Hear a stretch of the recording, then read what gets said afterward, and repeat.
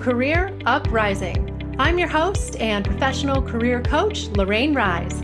Join me as I guide you through an amazing journey of self-discovery and empowerment. If you are looking for work, changing careers, or stuck in a toxic job, then this is the show for you.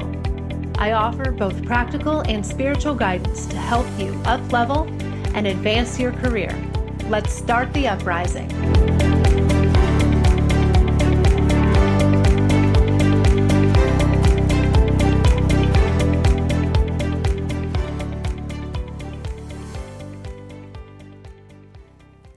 Hey everybody, you are listening to episode 40, How to Leave Your Job and Start a Thriving Business with Doyle Ward. Hey there, my loves. How are you guys doing? Welcome to Career Uprising. Again, thank you for joining me. And I say this every time, but I really mean it this time. I have a really special show for you guys. I'm really excited to have a special guest. I love doing the teaching and the coaching that I normally do with you guys, but it really is extra special for me when I get to bring on another voice, another perspective. I love that on this show, whether it's a client or another coach, whoever it may be. So today's going to be a great show. And in just a couple of minutes, I am going to bring on my friend and fellow host here on Inflow Radio, Doyle Ward. So you may know him if you listen to Inflow Radio. He's got a wonderful show, Blissful Quests. I'm a fan. I'm a listener. And so please do check out his show, Blissful Quests, if you haven't gotten familiar with it yet. But you're going to learn more about Doyle and kind of his career path, what we're really going to be talking about today. And why I wanted to bring him on is because, not all of us really fit into that traditional corporate world 9-to-5 kind of mold. I know that I found I didn't. I thought I did. I thought, in fact, that was all I ever wanted. And then when I got into, I would say even just my late 20s, not very far, I realized that wasn't really my path. So we're going to talk today about taking kind of a non-traditional path in your career. And what that often means sometimes is going out on your own and starting a business. And a non-traditional career path, I would say, is definitely something that both Doyle and I know pretty well. Both of us are living every day in self-created careers that we have designed really and intentionally chosen, not just because they were available. We made them happen for ourselves. And I know for both of us, we are immensely fulfilled and just love what we do. And we both coach, but kind of in a little bit different capacities. But I know that it's not just us, right? I know that there are more of you out there that are also craving the same thing. And for a lot of people, that daily grind, it just doesn't work for you. For some people, it does. You want to climb the ladder, and that is awesome.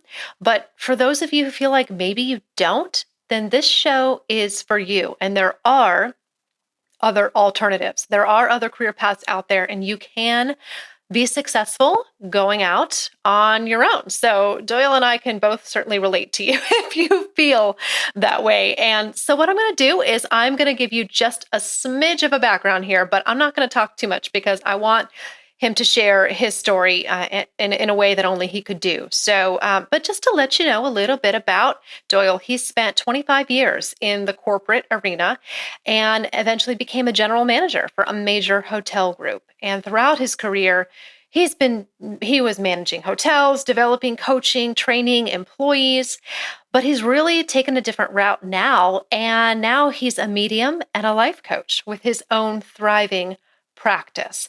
Very different from where he came from in a lot of ways. So he's really taking a lot of that real world experience that he had in the corporate arena, but doing something completely different with it now and helping people to really live better lives. So that's a calling I can respect and relate to. So Doyle and I have a lot of crossover. That's why I wanted to bring him on, because I think that my listeners can really learn a lot from him. So what I'm going to do is, you know what? I'm not going to waste any more time. Let's bring him on. I am so, so excited. So, Doyle, welcome to the show.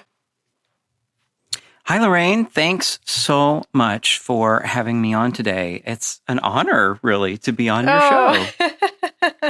you're very welcome. You're very welcome. I've been thinking about having you on for a while, so the time is right. It is here. And, before we dive in, I have to say, first things first, I have a really hard time believing that you already have 25 years of work history because you don't look that old. You don't at all. Wow, I'm thank you. serious. I need You to don't. be I was always like, on your show. Thank you. really? No, like because people, if you guys don't know, I've never met Doyle. We have a good relationship going, but it's been long distance. But when I look at your picture and I read that out loud and I'm like, 25 years, I'm like, wow. Yeah, So, well, I got started early, really, yeah, and it's been a wild ride for sure. But I bet. yeah, I was I bet. 25 years there, and I've been on my own now for 11. Wow. Oh my goodness. Okay. So I was just going to ask you, yeah, how many years has it been since you left? Okay. Okay. So yeah, I bet you have had a wild ride. Well, so here's the first thing. You and I both know that because we both coach, we both work with clients from, probably all walks of life. And we both know that a lot of people are not happy or disgruntled with their jobs and with the corporate world. And I use the word corporate kind of general just to mean, kind of a traditional 9 to 5 job. But I want to know from your perspective, with all the time that you spent in the corporate world, why do you think this is? What is missing that is driving a lot of people away to want to kind of do their own thing?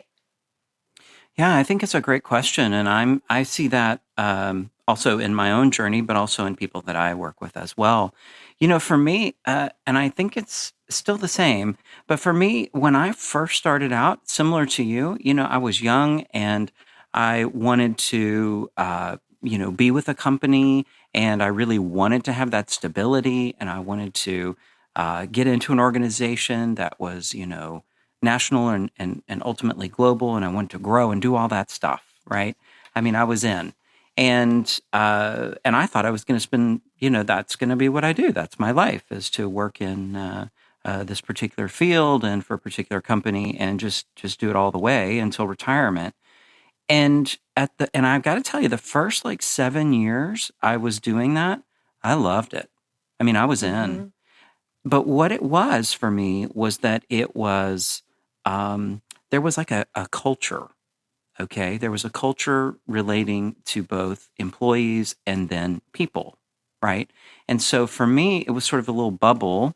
And I started off with a fantastic boss who helped to facilitate that kind of culture where it seemed to be people first.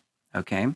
And Mm-hmm. then what happened for me, which I think answers the question a little bit today, is that the further I went in the corporate world and the higher I went up, it seemed to be less about people and more about um, bottom line, profit, process, and functionality, rather than, these are like real like people with families and lives and things like that we want to take into consideration into some of the changes that the corporate machine would make. And that's where I started to know that, man, maybe there's something else I need to be doing here. And I think when you say, disgruntled, I don't know that everybody's disgruntled, but there's a lot of people are not, they don't fit in anymore Mm-hmm. in sort of this rigid, faceless machine. Mm-hmm. Sometimes that happens. Does that make Mm-hmm. sense? Mm-hmm. Oh, absolutely. Yeah, culture is a big thing. And it's true that companies really do have a culture just the way that a country does. It absolutely does. And if you don't feel like it's working for you, I mean, it's really hard to go to that every day and put on that face when you really feel like, wow, I just don't fit in here.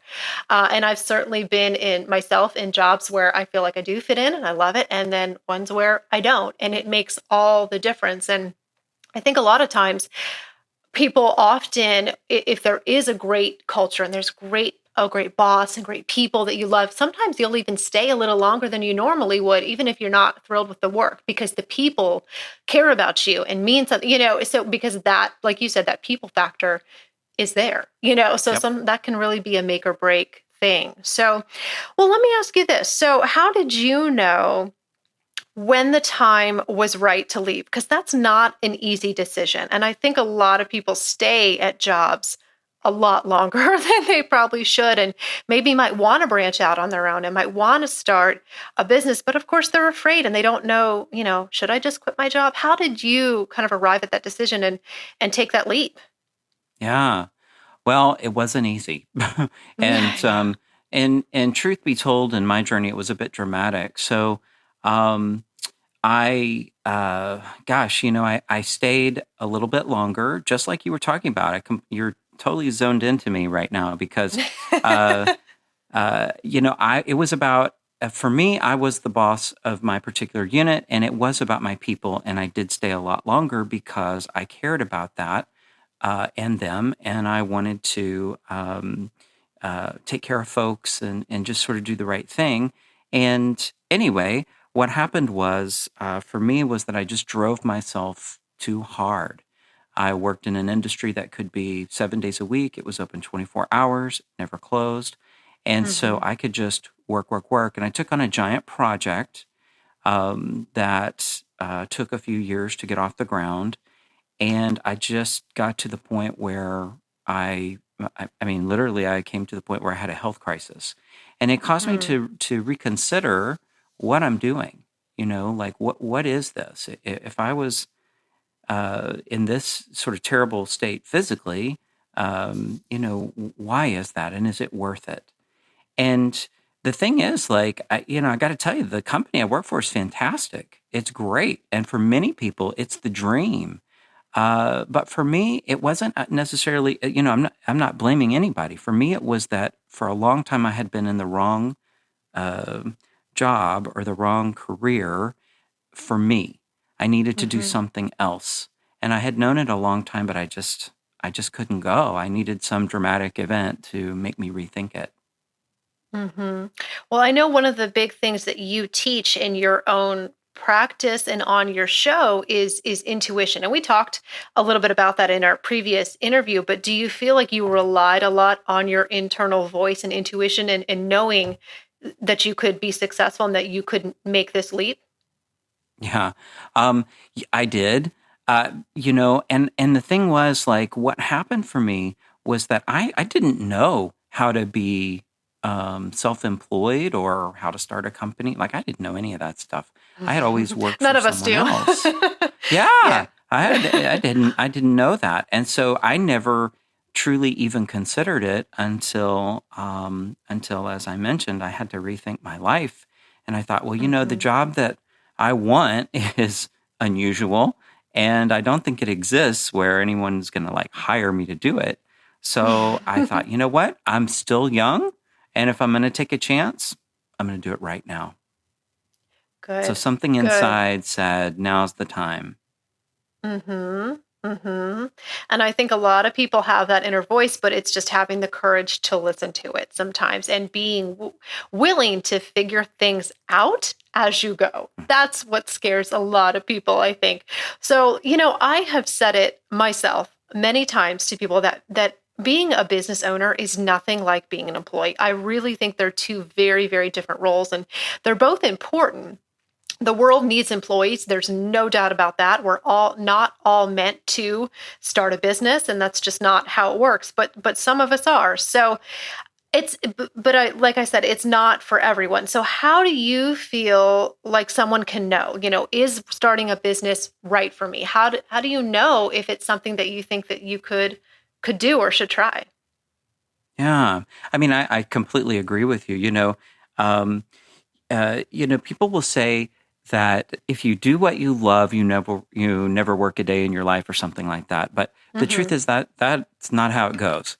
I love what I do and I work a lot, and I think you do too. We're always thinking about our business and our clients and trying to elevate things and keep things going and figuring everything out.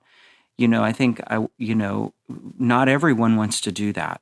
And there are many days where I think, wow, maybe I could just be an employee again because it Mm-hmm. can get really hard, to keep up with everything. However, I think you would know if it's for you if you feel it's like a calling.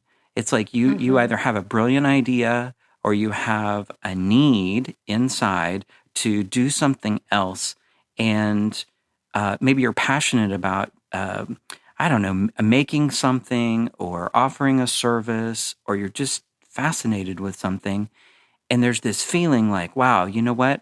I want to do this. Like Mm-hmm. I want to commit to it, and I'll figure it out. And so it takes that kind of a feeling to get you going so you can start to explore it. It's got to be something you're passionate about, I think. Mm-hmm. Mm-hmm. Absolutely. Because you're all in. You're so committed. When it's something that's yours, it's your baby. You create it from the ground up. It's to me, I've said it that it's almost like having a child. My business, it's like raising a child. You kind of go through those stages of maturity with it, and you own it, and it's almost like you're inseparable. So you really do have to have the right mindset, and it's hard to make that transition. So how did you manage that transition in terms of all of a sudden now you have to create your own structure, you have to find clients, that's a big thing, I think, is that when people become self-employed, all of a sudden all the structure is gone, all the procedures, everything that was already in place, they have to create it now. How did you kind of manage that and get a system going and find clients to have in your business? Yeah, that's a great question. Well, okay, so one of the things that I did was, just in my own life, I have always been strategic. Okay, and in my corporate career, I had to be strategic. I had to plan things, budget things, do all that stuff. So I simply used those skills, if you will, to plan my exit, number one, from leaving my job to do something else. Now, I didn't exactly know what I was going to do. Like, I didn't know, Hmm. but I made a decision that I was going to do it, and I created a 2-year plan. So, Good. yeah, I was like, okay, I'm going to give myself 2 years to figure this out. I did it in 10 months, but I had Nice. a 2-year plan. So what I did was I looked for people who have done something or similar to what I have done and were successful at it. And so at the time, I was looking at folks who were doing either coaching or health and wellness coaching or spiritual kind of stuff. And I started to look around, and what I did is I made appointments with those folks. And I had sessions with people to see how do they do it? How does it work? Do I like this? Do I not like that? And I did basically market research on the deal. Mm. And I looked at who Mm. charged what, and did that make any sense? Could I do that? And is that sustainable? So, Mhm. so that's what I did, really market research to see what I thought would work and what was viable. And then the other thing that I did was I went with a program for coaching that was branded. And that was another Mhm. thing because I had always worked in brands. So I went with something that made sense to me. And that particular brand was Heal Your Life Coaching, which is the Louise Hay authorized program. And Mhm. so, in self help and spiritual things, I mean, that's a big name. And Yes. also, it's what I used to change my life personally and then ultimately professionally. So I went with a brand, something that already had a name, if you will. Now, lots of people don't do that, but I did. Um, Mhm. and that actually helped me because there was a structure sort of already outlined by others. And then I was able to take that and turn it into my own thing. Wonderful. So it sounds like you would advise people to really kind of go out there and find a model, find an inspiration, a mentor, even somebody who's doing what you want to be doing. And, you from that, you can emulate what you want and leave what you don't, just get inspired by it. And the funny thing is, I did the same thing, although I approached it in a different way. But yes, I remember when I was thinking about starting my business, kind of looking for proof, so to speak, that I could be successful and that I could do this. And I didn't know anyone. I didn't know any entrepreneurs in my family or my network. I didn't have a role model in my life that was completely self-employed. So I turned to podcasts. I started listening to people and being influenced by voices through podcasts that were all geared towards starting a business, and so I had these long distance mentors that I used. And that's a lot of what got me into podcasting too. But so it sounds like you would really advise someone to do that same thing, though, and find some inspiration, find people who will show you that this is possible. And yes, you can be successful, and kind of use that to get you going, get you inspired, give you Absolutely. ideas. Yeah, Yeah. absolutely. So, I most of the time, Doyle, I'm interviewing, of course, job seekers and career changers and things like that. And that kind of applies to you here in your transition. And so I have a signature question that I ask of everyone, and I'm going to ask you as well, because I really want to know, in this transition that you made from your corporate career to being self-employed, what did you learn about yourself? Wow. You know what? For me, I learned I guess who I really was. And I'm still learning that. So, I don't completely profess to know myself, right? It's a big question. But in this, it became, I was always, Doyle in relation to career and path and, social stuff that went on with all that and everything. So I didn't really have my own identity. Mhm. And getting into doing my own thing and also helping people one on one, I had to learn a lot about myself. And I learned that I could be terrified and I could still do it in a calculated way anyway to minimize the risk. So I felt a little safer doing it. Uh, Mhm. I also learned that I was stronger than I ever knew.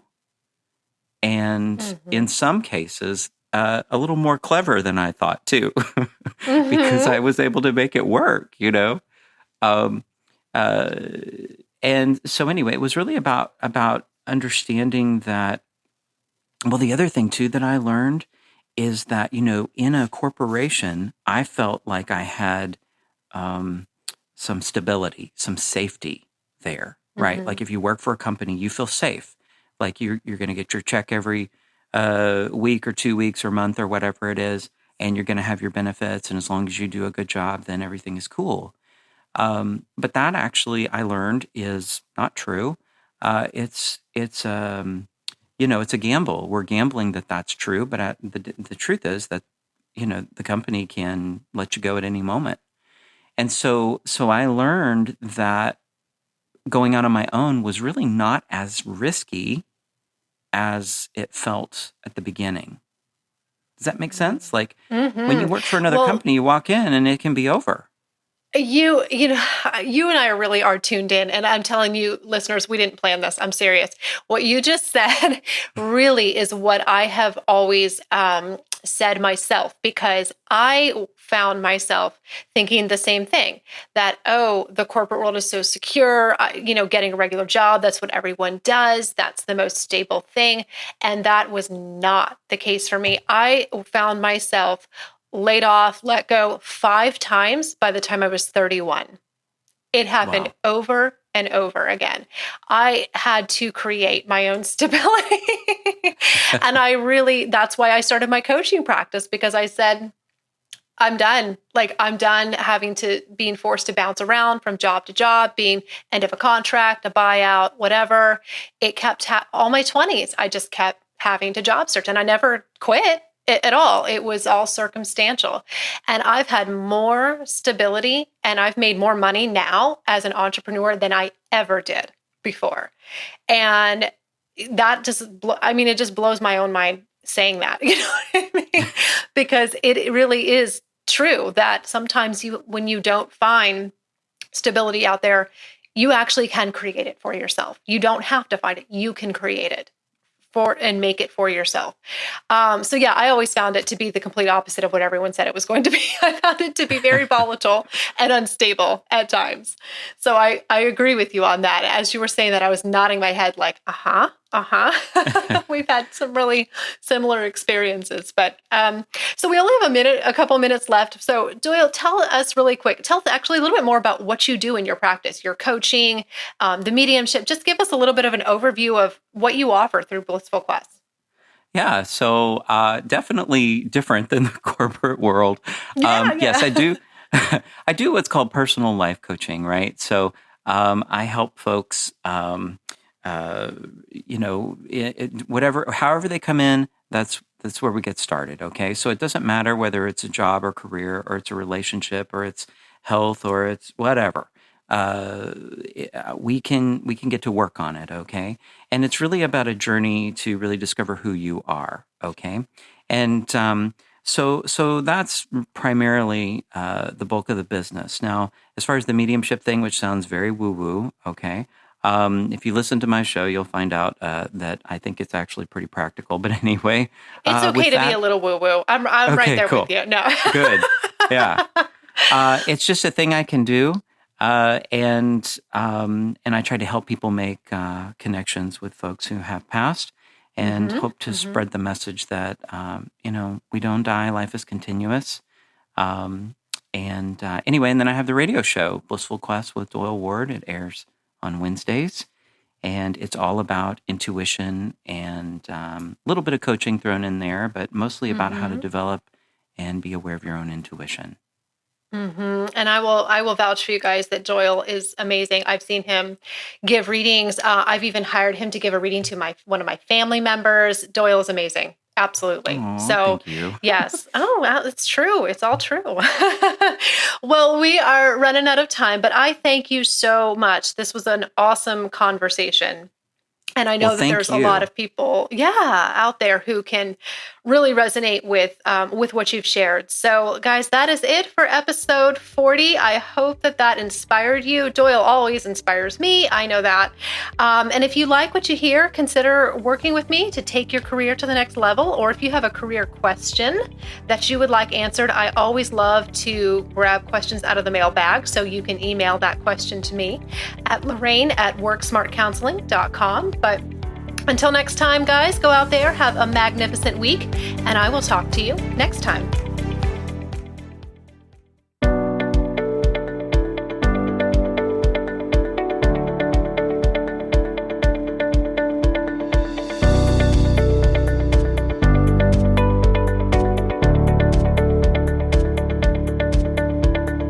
That's it for today's show. Thank you so much for listening.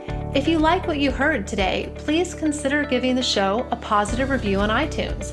It would mean a lot to me, and it would help to spread the word so that others can learn about the show.